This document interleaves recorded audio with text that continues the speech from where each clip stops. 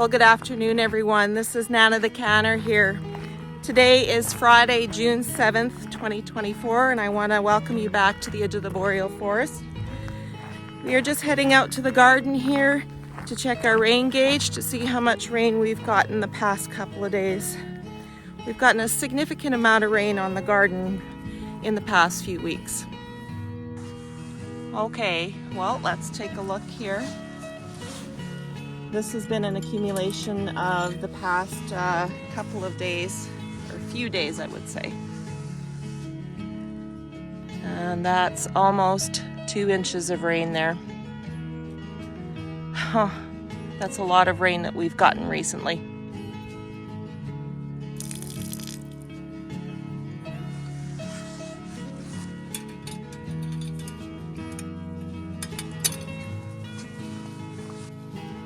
The wheelbarrow there has been sitting there for probably about a week and a half, I would say. So you can see how much rain we've gotten recently.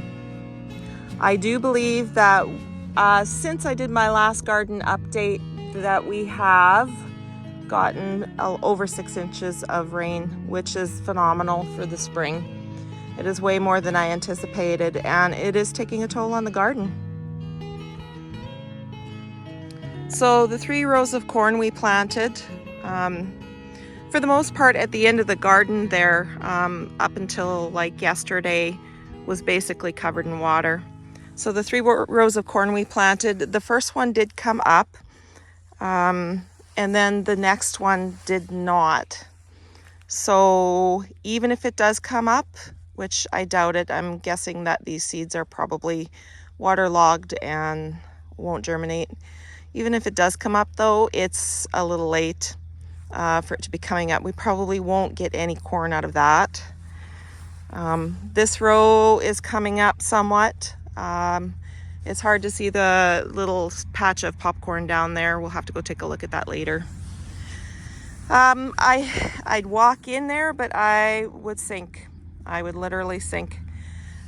So the watermelons and the squash and the pumpkins, you can see a little bit of them coming up just down the row here. We've also got a few of the sunflowers coming up, but again, they have been pretty saturated.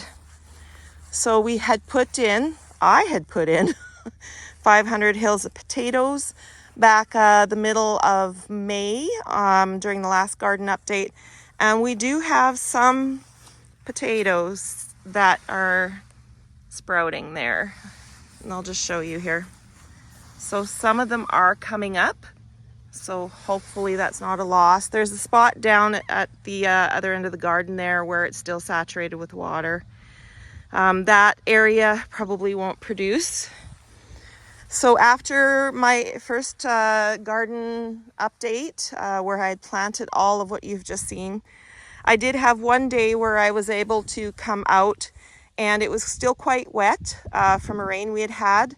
And I did go ahead and start tilling, and it was a little bit wet yet, but by noon it was much better. And I did not film because I had such a very short window.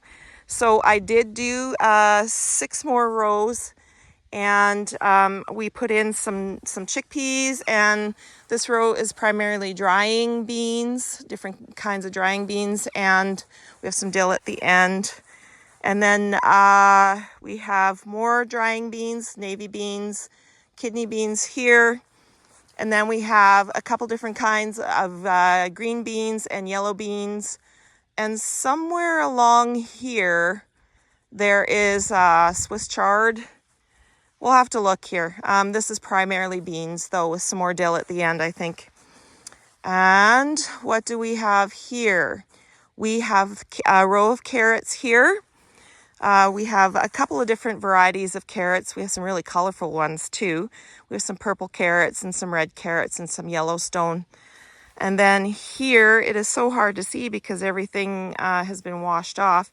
We have some Swiss chard, and we have a couple different kinds of Swiss chard.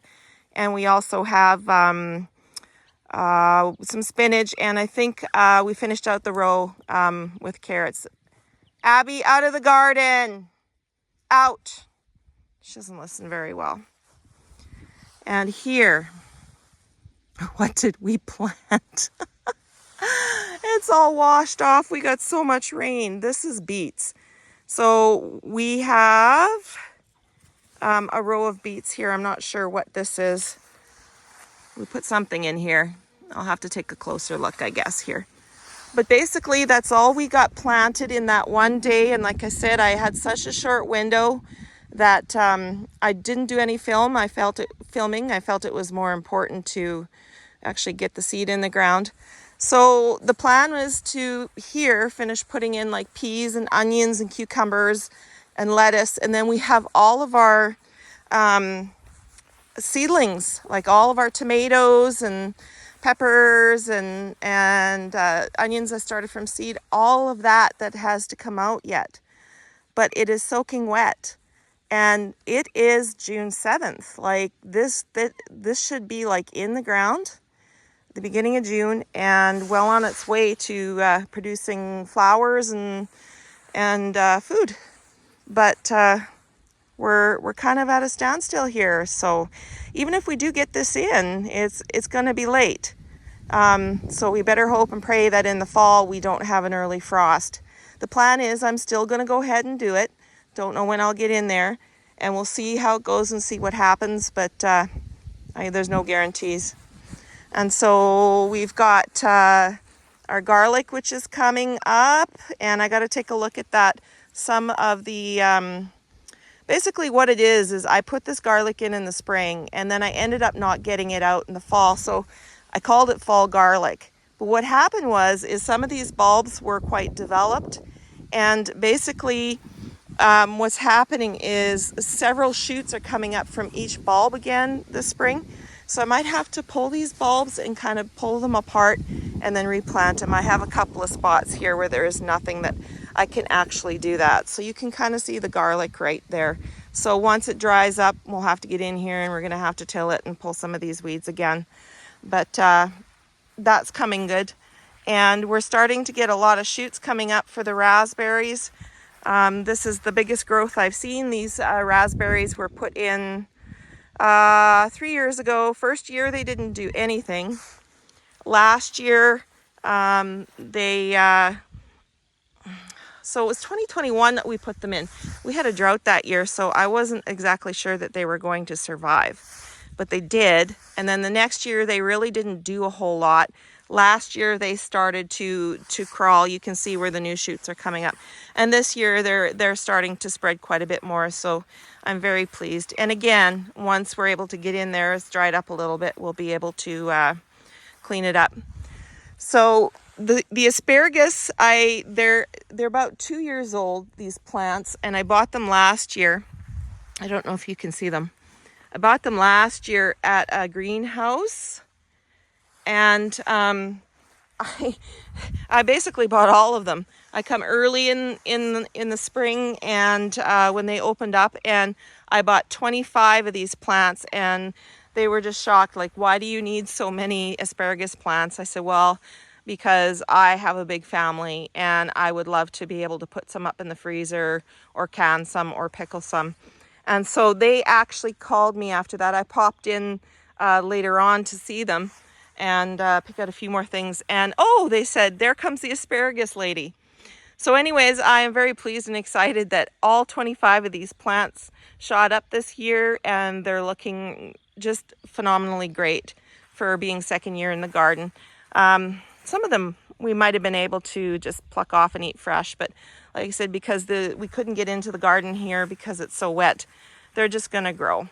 So we do have like a purple asparagus down here that I replanted from over on the other end of the garden, but it did not really produce. There's only a few shoots, which is really too bad because I really enjoyed that variety. So I'm not sure if we're just going to leave it or what we're going to do with that space. Here we have a couple of golden raspberry plants. They're not really producing down here. I don't know if it's just not the right environment for them. I might pull them just because we have so many other raspberry canes coming now. And I do want to put in at least 4 more of the Canada red rhubarb plants because we really love rhubarb, and these ones were just put in last year, so they're starting to become established. But I know for a fact that we could use at least 4 more. So the plan is to put 2 more in this row and 2 more up in the next row. So hopefully we can do that. So we're just going to move on to the strawberry bed. Okay. So we do need to get in here and weed, and I have a few days now to do that. It's better to weed when it's a little bit damp. The weeds come out a little bit better, but you can see we're getting blooms, we're getting flowers on the strawberries, so we should have strawberries forming pretty soon. I'm letting my chives on each end of the strawberry bed go to bloom because we are going to start plucking the blooms this week, and or the flowers this week, and we are going to make chive blossom infused vinegar, which I really absolutely love on cucumbers. Like, just love it. It tastes great. And we'll be showing you what to do with that. We do have some sweet peas that need to come up yet, and they'll be coming up and growing on the trellises here, but I don't see them yet. They usually take a little while. So yeah, that'll be another project we'll be doing this week, is the chive blossom vinegar. And so we're just going to go over and I'll show you some of the fruit trees. So it rained, so I had to take a break from the update. And now I'm just going to come over here and I'm going to show you some of the fruit trees we have here. We have 4 cherry trees that we've planted. They're Romeo, Juliet, Valentine, and Carmine. And these ones are faring better than the other 2 are. I'll show you the other 2 in a minute here. And it was really amazing. Last year we got a couple blossoms on the cherry trees, and this year we had quite a few. This one actually blossomed quite well. But what happened was, during the process of blossoming and it's starting to form into the beginnings of cherries, or tiny cherries. Let's see if you can see that there. We ended up with frost. So it pretty much killed almost all of the blossoms on this tree. There's a few that are blossoming now. So we'll see what happens with these. But it's, for the most part, this one is a loss. This one blossomed a little bit later, not long after we had the frost, or just starting to. So I'm really hopeful. I'm hoping that we'll get some small cherries out of that. So it's been a few years since we've had them here, so I'm getting anxious to start harvesting some cherries. We have 2 pear trees here, 2 different varieties. This one here, the original tree actually died, but I left it in there, and from the root of it, or just on the bottom part of the original tree, this budded out. But I haven't found any blossoms at all, so I'm not sure what is going on with that. And the same with this one as well. It's so hard to get trees established here. We do try and get the hardiest ones we can from the local tree farm over yonder, but even so, in a zone 2 gardening area, it's very difficult. This one as well, the root, this come off of the root because the main tree actually died. But again, like I said, I haven't seen any blossoms or anything produced on it as of yet. So this also was an apple tree. The same thing happened to it. We had a really harsh year that year, so I just left it in there, cut the main tree off, and this is what's coming up from the root. It almost looks like we have a couple of different things happening there. I don't know that this is going to be successful. I'm not sure if this was a grafted tree or not, but there's a chance that I may pull this out this year and just put a new one in. As well with this one here, I know for a fact this has been grafted. You can see that the branches were grafted on there, and we have this shoot that's coming out from, and it died off, and then we have the shoot that's coming out from down below, but it hasn't produced any blossoms, so I do believe we'll be replacing this tree as well. Over here we have 2 more small cherry trees that were planted the same time as the other ones, but they're just not growing as well. Here we have, I don't know how many there are, but we have Saskatoon bushes that we put in. And this will be year 3. This will be year 3 for them. We did have a few blossoms on there. I'm hoping we'll have a few Saskatoon berries to try this year. And hopefully with all the moisture we're getting, they will take off this year. Over here we have plum trees, 2 plum trees. This one blossomed, and then I'm not sure if the frost touched it or not. The blossoms are gone, but I don't see anything actually producing on it. And this one here, the original one that same year, died off. And so this the shoot come out of the side, and it is blossoming.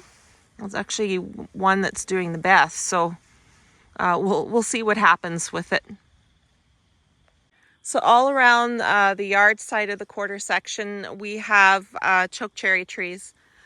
Papa really loves and enjoys eating choke cherries. I don't know how he does it, but they're pretty sour, but he does. He loves eating them by the handful. So these are almost done blooming.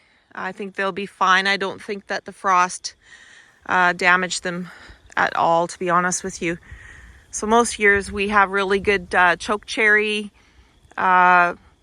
harvest, providing that you can get out there before the birds get them. Yes, so all along here, all around, you can see all the blossoms on the choke cherry trees. This will all be choke cherries. We'll be picking an abundance of choke cherries this year.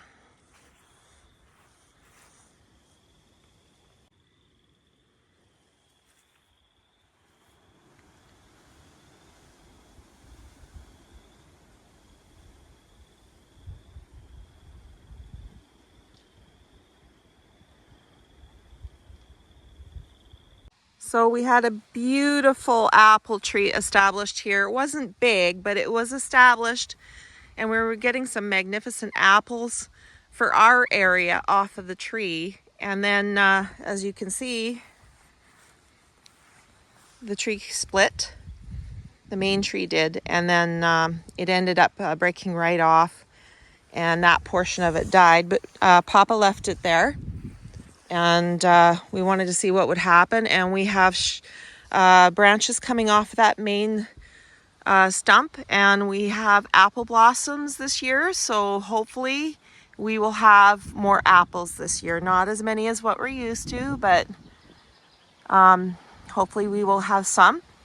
And then once we figure out what to do with it, we'll probably do a little bit of trimming here and just shape it up a little bit. So I'm excited to see if this will produce again. This is an ornamental crabapple or apple tree. I have taken some of the apples off of it. They're quite red, and I have just added a few into our crabapple jellies. Or our apple jellies, and it's made a beautiful red hue to the jelly. But I am concerned because when you look, it's doing the same thing as the other tree. So I don't know how much longer it will last.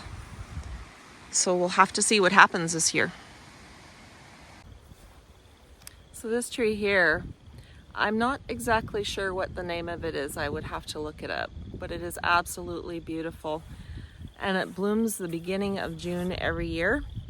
And it's always blooming on my birthday, which is coming up soon. And it's always a special treat to see it in bloom.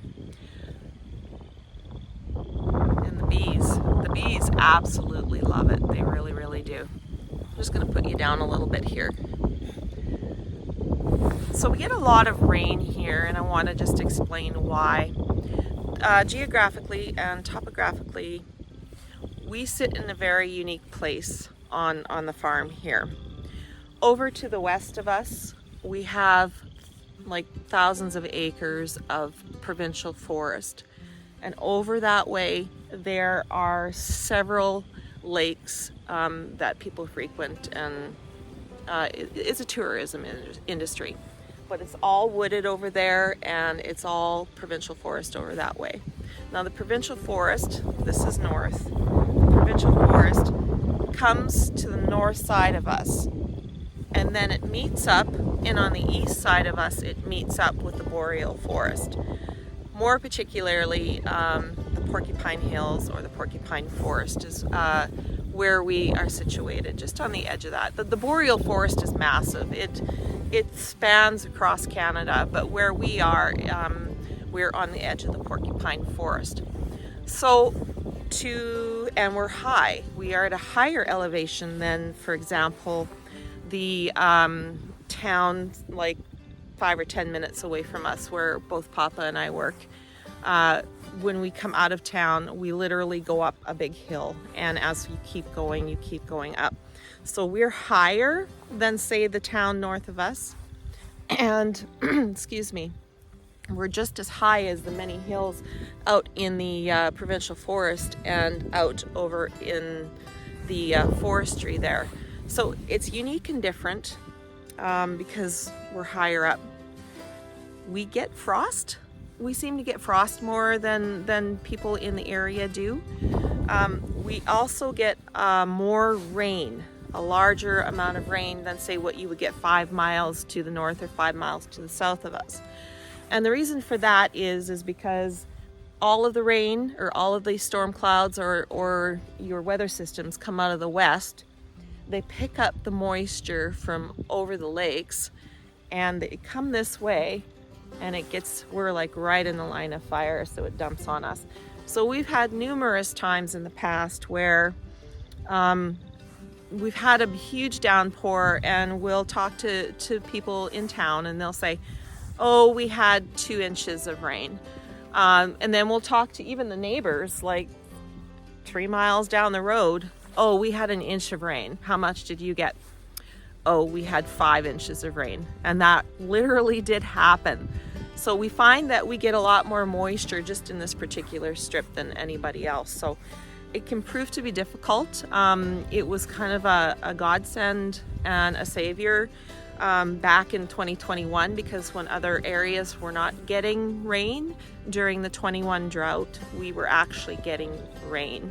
Not as much as what we had hoped, but we did survive that year. The garden survived, and things did thrive decently. But so when we get springs like this, where it is super wet, we get slammed. And so since the first garden update, we have had a total of 6 inches of rain. And that's why the garden is so wet. You can't even step in it without sinking down. And that's why we're having such a difficult time trying to get the rest of the seeds in and getting all the seedlings in. So it's just been a very unique spring, and it's one I didn't expect. I was hoping for much better for my first year of gardening and doing my YouTube channel. But this is what Mother Nature has handed us, and sometimes she cannot be nice, and this is what we have to deal with. So I hope you hang out with me. We'll see how we do, and we'll see if we can get the rest of the garden in soon. All right, thank you so much.